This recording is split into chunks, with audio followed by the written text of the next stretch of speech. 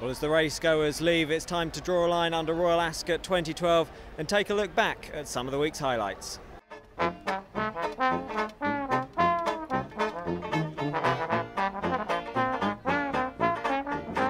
They're ready and they're off, they're racing. And it's Frankel that gallops into the lead. Celebration is again trying to go with him as they race inside the final quarter mile. And Quealy says go on the champ. It's Frankel that leads the way and he opens up in tremendous style. 4 or 5 lengths clear of Celebration. The rest are well beaten off and it's all the ones for Frankel. It's going to be 11 from 11 here. The champion of the world, Frankel in majestic form by 8 or 9 in the Queen Anne. Brilliant performance. It's really breathtaking. Really was breathtaking. I left me speechless at the time, which is quite rare, as you know. But so exciting. Did everything, settled really well, and then began to turn it on about 3 out, and just was devastating. It was a fantastic performance.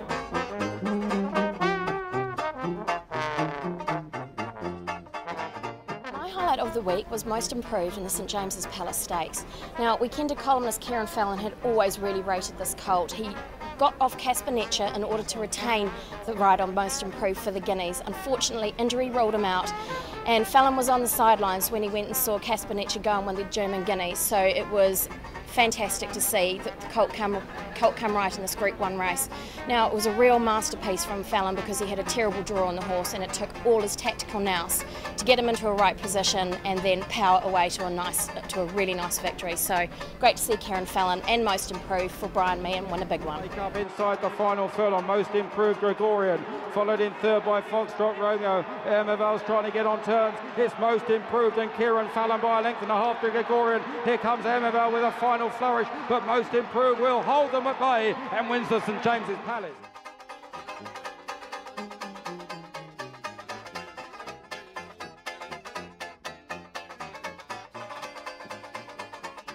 Well, our banker of the week, the best result we could have possibly had in the office, was Thomas Chippendale in the King Edward. We were well under in the morning. I think 11 to 1 was the best price elsewhere with the other firms. We were as short as 13 to 2, and of course the horse was well backed all morning, but we managed to duck all that, and it was an absolutely brilliant result for us, because not only did we get Astrology, the hot favourite, beaten, but we also got Noble Mission, who was beaten as well. Chippendale down the outside though, now beginning to do better. Thomas Chippendale and Noble Mission as they race up to the line, and Thomas Chippendale sees it out just the best.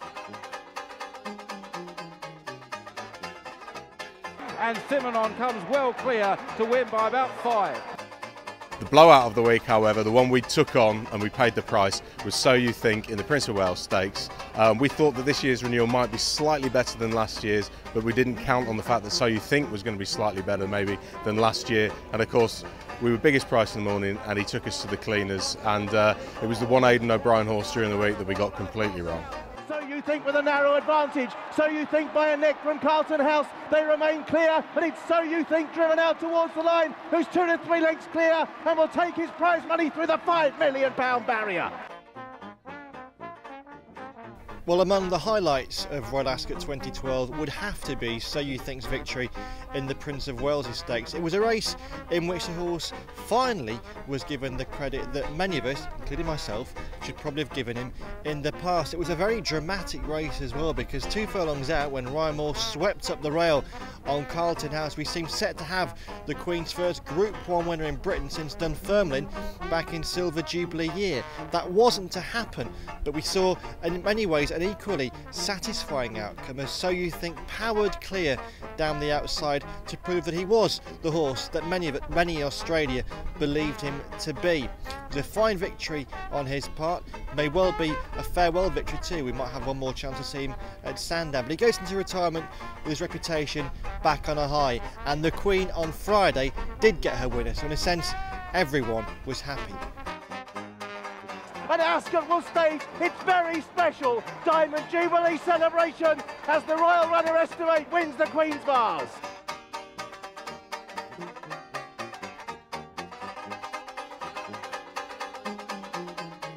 Out on the far side, Dandy Boy, however, is in front, and it's Dandy Boy who's won. In what's been a brilliant Royal Ascot, my highlight would have to be the Gold Cup win of Colour Vision. I've always loved the staying races, and this was an absolute thriller. Could have gone either way through the final furlong or so, and the relief when he repelled Mikhail on a pinion pole was there for all to see. I think the photo on the following day's Racing Post cover will be one of the racing pictures of the year.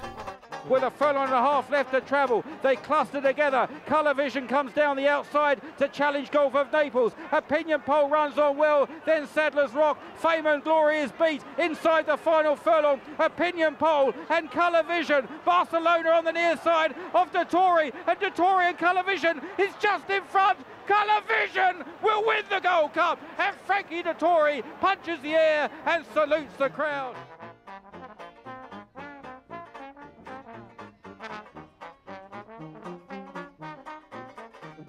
My ride of the week goes to William Buick on Fallen for You in the Coronation Stakes. Middle leg of a Friday treble for the jockey, and 5 winners in the week. Buick and indeed Ryan Moore were the 2 jockeys who shone throughout the 5 days. And on Fallen for You, Buick showed just why he is held in such high esteem by John Gosden.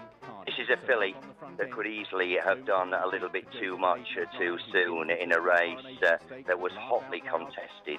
But Buick dropped her out, saved her for a long and sweeping run, and he didn't play the percentage game. He came from the outside. Royal Ascot is notorious for horses dropping back, beaten horses, taking closers with them. Buick switched to the outside on Fallen for You, brought her with a beautifully timed run and sent clear. It was great stuff from the horse, particularly good stuff from the jockey. It's a long time since Buick came of age as a top-class pilot. This week in itself told us just why. Who's 3 lengths clear. Starscope is trying hard to close, but driven out towards the line. Fallen for You, another winner this week for William Buick and John Gosden in the Coronation. But Gosden won too.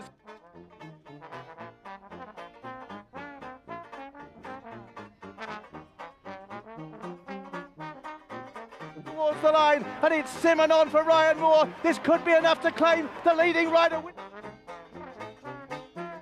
Look, it's the great meeting of the year. It's just, to us, it's the height of the heights.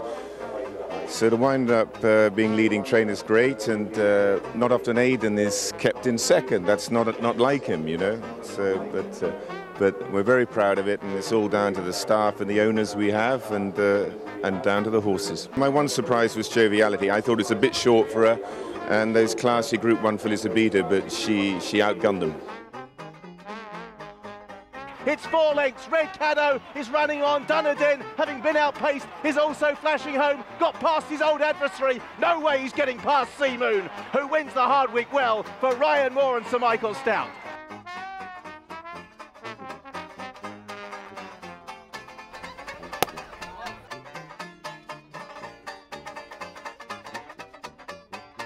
Highlight of the week for me, well, it has to be Black Caviar. I've never known such a build-up for one horse in one race, and the level of support she received from racegoers on the day was quite phenomenal.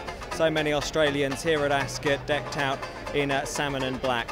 The race itself, well, Luke Nolan did his best to give the 60,000 strong crowd something of a heart attack in the closing stages, but she came through it, she won well. What a horse, 22, unbeaten. Black Caviar's in front. Here comes Moonlight Cloud on the stand side with Restia d'Argent, a twin French assault. Black Caviar needs the line. He's easing up on her, and he's just scraped in. Oh, he did, he blew it.